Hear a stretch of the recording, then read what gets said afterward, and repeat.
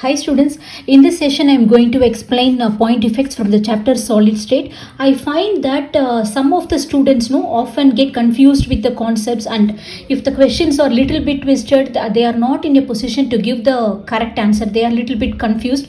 So in this session I am going to explain the concepts very clearly, and I am going to discuss the related questions also. Okay, so first, what are defects in solids? When they are forming, when the crystals are formed, they form defects. Some of the molecules or ions missing from their sides. Okay, what are the common defects? So in your syllabus we are going to discuss only the point defects and not the line defects. Okay, so point defects, what are the normal defects you can often see? These are the position where the ions or atoms usually have to take place, but while forming, what they do is, I'm going to say take a simple example. Okay, so these are for non-ionic solids, so I'm going to explain you. So this place is not occupied, and this is a vacancy. Okay, this is a vacancy, this is a common name. Okay, due to this vacancy defect, what will happen, students? Your density, what is density? Mass by volume. One atom is missing from its position, so the mass decreases, so the density will also decrease. Okay, this is known as vacancy defect. The another common defect what we can see is interstitial defect. What is interstitial defect, students? Apart from the position, its usual position, the atom will also takes place an intermediate position, and due to this what happens? Due to the accumulation of this extra atom, the mass increases. So what happens? The density also increases. So these are the common defects, and this is known as interstitial defect. Vacant defect and interstitial defect, common defects, and these are seen in non-ionic solids. In non-ionic solids we need not see the charges. Okay, so when coming to the ionic solid, solids, we have, okay, so in this in your chapter, in your syllabus, your ionic solids has been taken the important position. Okay, so in ionic solids we have stoichiometric defect, we have stoichiometric defects, and we have non-stoichiometric defect, and apart from that we have impurity defects. Okay, so and apart from that we have impurity defects. I'm going to explain the concepts very clearly. Okay, so what are stoichiometric and non-stoichiometric? See, your ionic solids are always made up of a cation and an anion, right? So when the number of the cations is equal to the number of anions, when the number of cations is equal to the number of anions, it is known as stoichiometric defect. When the number of the cations is not equal to number of anions, it is non-stoichiometric defect. Okay, so while coming to these stoichiometric defects, we have two major type of defects. Okay, one is Frenkel and another is Schottky defect. And in non-stoichiometric defects, we have metal excess. And metal deficiency. And we are also going to see impurity defect. So first of all, we are going to see the Frenkel and the Schottky defect. So listen to me carefully, students. See here, Frenkel defect. See what happens here, your ionic solids always contains a cation and an anion, right? So your cation, see your C plus, your A minus, your A minus, your A minus, your C plus, your A minus, and your C plus. So one of the cation, what will happen to this? It will move from its position. What it will do? It will not be in its position, and it will move to the interstitial position. Okay, instead of in its site, it will occupy an intermediate site. Okay, so due to this what happens? A vacancy is created and an intermediate position is occupied. So due to this what happens to the density? Nothing happens to the density. See here, the mass remains the same and the volume also remains the same. So the density the density here no change. So this is an important point. Okay, so what kind of ionic solids will show Frenkel defect? This is a very important question, students. See, some of the things you have to remember. ZnS, AgBr, okay, AgCl and AgI. So what is the necessary criteria is a huge size difference between the cation and the anion makes these kind of defects. Okay, so what is the necessary criteria? A huge size difference between the cation and the anion. So what happens here? The cation moves from its normal position and it occupies an intermediate position. This is known as Frenkel defect, and no change in the density. Okay, so this is your Frenkel defects, and please remember the examples and circle the AgBr. I'll tell you why. Then coming to the Schottky defect. So always you draw the 4/2 matrix always. Okay, so in Schottky defect what happens? Cation, anion, cation, anion, okay, anion, cation and anion, cation. And one more thing I forgot to tell you, the trick in solving these kind of defect is, see, ionic solids are made of cation and anion. The major trick is, what is the trick, students? The sum of the charges must be neutral. Charges must be neutral. That means what? The number of positive signs, the number of positive charge must be equal to number of negative charge. This is the main trick you have to follow. See, the how many charges are there? 1, 2, 3, 4 positive charge, and negative charge is also 4. Okay, this trick you have to use it while solving ionic solids. Okay, so here the Schottky defect. In Schottky defect what happens? A cation misses from its position. A cation misses from its position, creating a vacancy. Okay, so what happens due to this? The sum of the negative charge increases. So to neutralize the charge, an anion will also escape from its position, creating a vacancy. So how many vacancies are created? 2 vacancies are created. Now you can see the sum of the positive charge is equal to negative charge. This is also 3 in number, this is also 3 in number. Okay, this you have to see in the ionic solids. So due to this, what happens to the density? See, here mass decreases, so the density decreases. Okay, so this is a repeated question. Which stoichiometric defect leads to decrease in density? It is Schottky defect. And in Frenkel defect, no change in density. And what are the examples you must know? See, we circled AgBr, isn't it? So AgBr is an ionic compound which shows both Frenkel and the Schottky defect. And one more thing, all alkali metal halides. So what are alkali metals, students? So it is lithium, your sodium, your potassium, your rubidium, okay, your cesium, all halides. All halides of this alkali metals will show Schottky defect. This is very, very important. Okay, and apart from this, your FES and FEO will also show Schottky defect. Okay, students, so this thing you have to remember. These are the stoichiometric defects. And coming to the impurity defect. So what is an impurity defect? To an existing non-ionic to an existing ionic compound we add some more ionic compound, some other ionic compound. So in your book, in your syllabus, these 2 examples are important. To NaCl you add strontium chloride as impurity. Okay, impurity means you will add some strontium chloride to this. Okay, and also calcium chloride is also added to NaCl. Okay, and one more example is to AgCl cadmium chloride is added. Okay, so what happens here? So please listen to me. See what happens here. The cation is what? The cation is sodium plus, the anion is chlorine. Okay, so since the sodium plus, the size of the sodium plus is equal to, moreover similar to the strontium 2 plus ion, the strontium could take place the position of sodium, But when you see here the charges, when you see the charges, 1 2 3 4 5 positive charges and 4 negative charges, this cannot be possible, no. So what happens to neutralize the charge, to maintain the charge, one of the sodium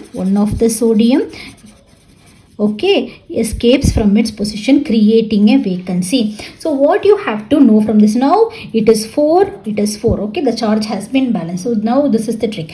See here due to the presence of strontium ion, one ion has created one vacancy. And what vacancy it is? A cation is not there, so it is a cationic vacancy. Okay, so this all things will be helpful in solving the problem. See the like that only you have to solve. Okay, the similar things happens. Okay, here in Ag plus replaced by cadmium 2 plus, and you must know the oxidation state, students. So okay, see here it cadmium is in plus 2 oxidation state here. So the same thing here also, the cadmium or 2 plus creates one cationic vacancy. Okay, so this is the impurity effect. Okay, so and you must remember the examples. Now coming to the metal deficiency defects. Okay, so this is a non-stoichiometric defect whereby the number of cations will not be equal to the number of anions. Okay, so here, but keep in mind the trick is always followed. So what is the trick? The positive charge, the number of positive charge will be equal to number of negative charge. Metal deficiency defect. So the name itself says the cations will be lesser in amount. And what kind of metals will show this kind of defect? I'll tell you the trick how to remember this. Okay, so what happens here, so here I'll take this as an example. So Fe2 plus and O2 minus. Okay, and what happens? So Fe2 plus O2 minus, I am first drawing the generally, and I will explain. Okay, so what happens, some of the your iron 2 plus escapes from the site, creating the vacancy here. So due to this, what happens? An imbalance between the charge takes place. So what happens here? How many charges are there? 6 positive charges and 8 negative charge. This is not possible, you have to maintain the charge. So to neutralize the charge, what happens?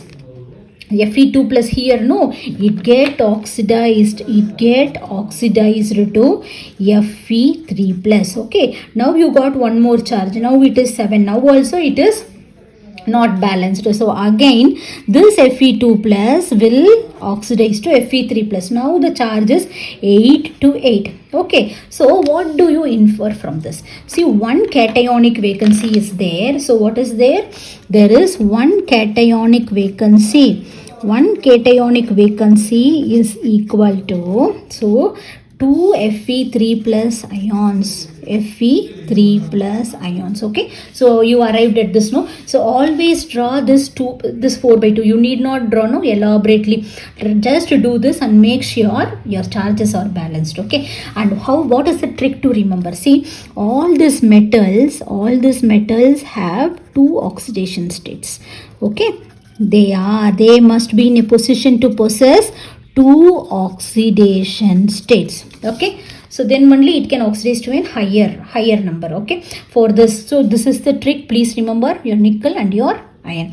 And FeO and FeS, apart from this, what defect it shows? Schottky defect. So then and there you have to recall also. And here metal excess defect, as the name shows, the metals are in excess, and in another case the anions are lesser in number. So how do this effect takes place? See, some of the alkyl chlorides, what happens when you heat in sodium vapor lamp?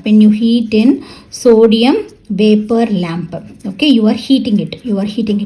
What happens? This chloride ion, no, it get oxidizes to chlorine. So this is a gas, it goes away, and during this process you are getting electrons also. And due to the some of the chlorine escapes from the site. So what happens here? See, your sodium plus is there. So sodium plus is there. Okay, here one chlorine is not there. Okay, so it escapes as chlorine. So here chlorine and here sodium plus, here chlorine, here sodium plus. Okay, so first understand the concept, then one by one. So here chlorine has been oxidized. So what happens here due to this? And an imbalance in charge takes place. Okay, so the positive charges are more, the negative charges are less.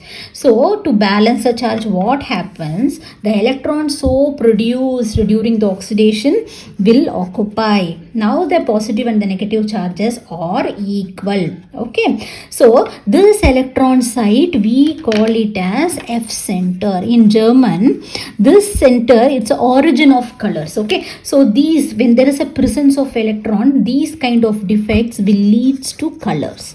Okay, color. So any color related question, students, the colors due to lithium chloride, the pink color of lithium chloride, yellow color of sodium chloride, what is the defect for this? So the answer is F center defect. Okay, so here due to this defect your sodium chloride will give you yellow color, and your lithium chloride will give you pink color, and your KCl will give you violet color. Okay, so any color related questions, okay, this is F related, F center or metal excess defect. Okay, so the pink color can be due to the excess of lithium plus. See here the sodium ions are in excess. Okay, so here the electrons gains energy and it is vibrating to the higher region. While it comes back, it emits energy as light. Okay, so the color I am telling you clearly, the yellow color is due to excess metal ions. Okay, it can be anyway in your options, excess metal ions or electrons. Okay, so based on the options they have given, please choose. Okay, so here the metal excess defect can also be like this. See what is the differences.